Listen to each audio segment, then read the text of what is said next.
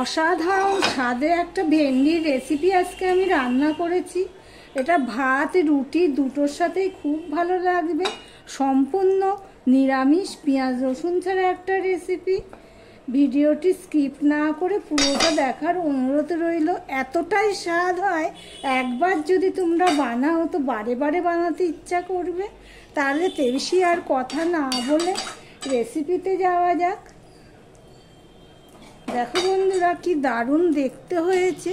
যেমন দেখতে হয়েছে তেমনি খেতেও খুব সুন্দর হয়েছে। দেখতে পাচ্ছ বন্ধুরা? নমস্কার বন্ধুরা, আপনারা দেখছেন কুকিং হাউস অফ অনিমা। আজকে একটা ভেন্ডির অসাধারণ রেসিপি তোমাদের সাথে শেয়ার করব। তার জন্য দেখো ভেন্ডিগুলো আমি ধুয়ে জল ঝরিয়ে নিয়েছি। এবার এই ভেন্ডিগুলোকে আমি কেটে নেব। ঝুড়ির তলার থেকে জল পড়েছে। ভেন্ডিগুলোকে আমি বড় ভেন্ডি হলে আমি দুভাগ করব।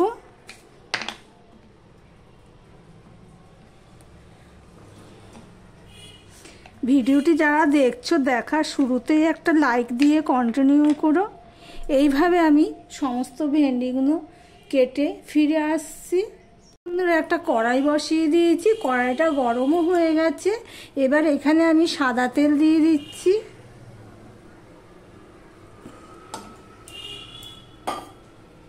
এবারে দেখো ভেন্ডিগুলোকে ঠিক আমি এইভাবে সমস্তগুলো কেটে নিয়েছি। এবার ভেন্ডিগুলো আমি ভেজে নেব। এখানে আমি নুন হলুদ কিছুই দেব না।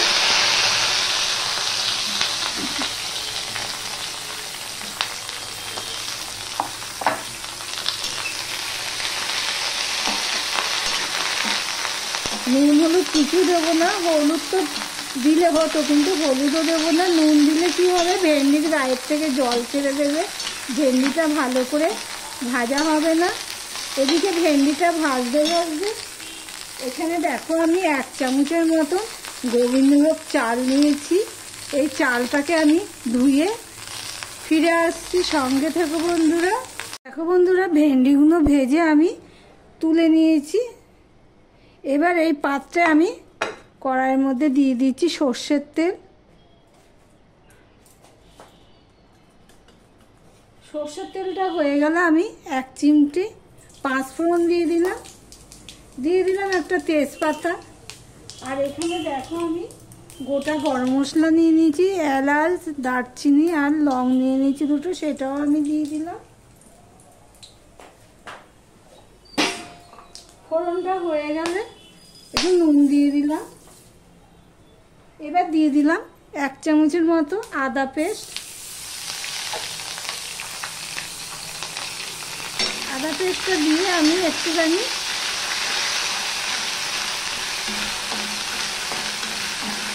ভেজে নিচ্ছি। দেখতেই পাচ্ছ। দিয়ে দিলাম 2টো কাঁচা লঙ্কা চিড়ে রেখেছিলাম সেটা। আর এখানে দেখো আমি কিছু মশলা দিয়ে দেব। 1/2 চামচ আমি জিরের গুঁড়ো দিয়ে দিলাম, 1/2 চামচ আমি ধনের গুঁড়ো দিয়ে দিলাম, হলুদ দিয়ে দিলাম 1/2 চামচ, আর লঙ্কার গুঁড়ো দিয়ে দিলাম 1/2 চামচ। সবই 1/2 চামচ করে দিয়ে দিলাম। মশলাটা কষানোর জন্য আমি একটুখানি জল দিয়ে দিলাম।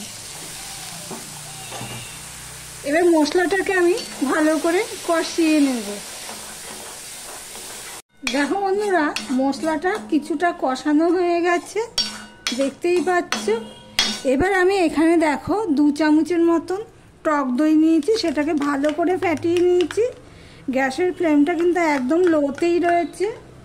সম্পূর্ণ পেঁয়াজ রসুন ছাড়া একটা রেসিপি, নিরামিষ রেসিপি, কিন্তু অসাধারণ স্বাদ। দইটা দিয়ে দিলাম। দইয়ে একটুখানি আমি চিনি দিয়ে দিলাম, কেননা টকের ব্যালেন্সটা বজায় রাখার জন্য। এবার এটা আমি আরেকটু কষিয়ে নেব। দেখতে থাকো বন্ধুরা। দেখো বন্ধুরা, কষানো হয়ে গেছে। এবারে যে ভেজে রাখা ভেন্ডিগুলো সেগুলো আমি দিয়ে দিলাম।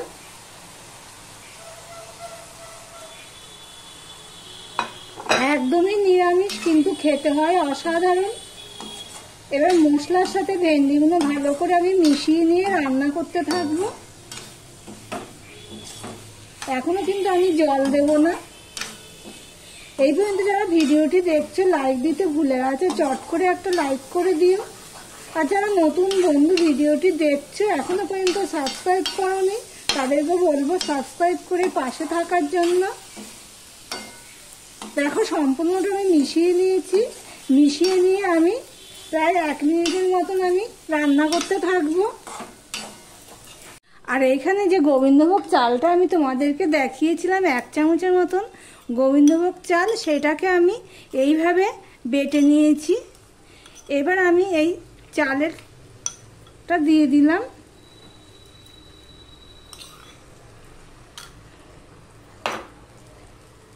দিয়ে আবারও একটুখানি নেড়ে নিচ্ছি আর সম্পূর্ণটা মিশিয়ে নিচ্ছি।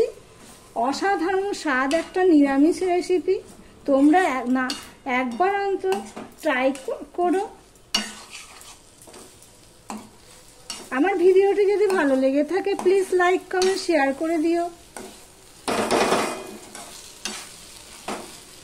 দেখো বন্ধুরা, সমস্তটা মিশিয়ে নিয়েছি। এটা কিন্তু নাড়তে হবে, না হলে তলা পাকিয়ে যাবে, যেহেতু চাল বাটা দিয়েছি এখানে। এবার দিয়ে দিলাম জল।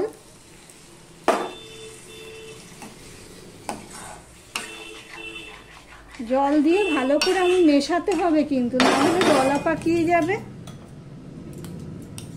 হাতার মধ্যে যেগুলো লেগেছে সেগুলো আমি ভালো করে মিশিয়ে নিচ্ছি, দেখতেই পাচ্ছ।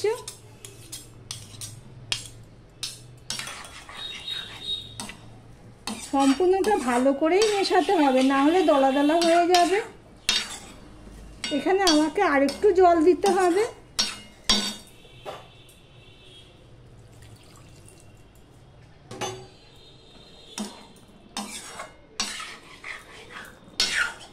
এটা মাখো মাখো তরকারি হবে, সেই জন্য কিন্তু জলটা আমি দিলাম। এই চাল বাটাটা তো সিদ্ধ হতে হবে, সেই জন্য। দেখো বন্ধুরা, নুনটা কম হয়েছে, তাই আমি একটুখানি নুন দিয়ে দিলাম। কি সুন্দর গন্ধ বেরোচ্ছে। গোটা গরম মশলা আমি ফোড়নে দিয়েছি বলে আর এখন আর গরম মশলা দেবো না, তোমরা চাইলে দিতেও পারো। দেখো নুনটা দিয়ে আমি ভালো করে মিশিয়ে নিলাম, টেস্ট অনুযায়ী নুন দিয়ে দিচ্ছি। এটা ভাত রুটি দুটোর সাথে দারুণ লাগবে খেতে, এতটাই স্বাদ হয় বলে বোঝানো যাবে না।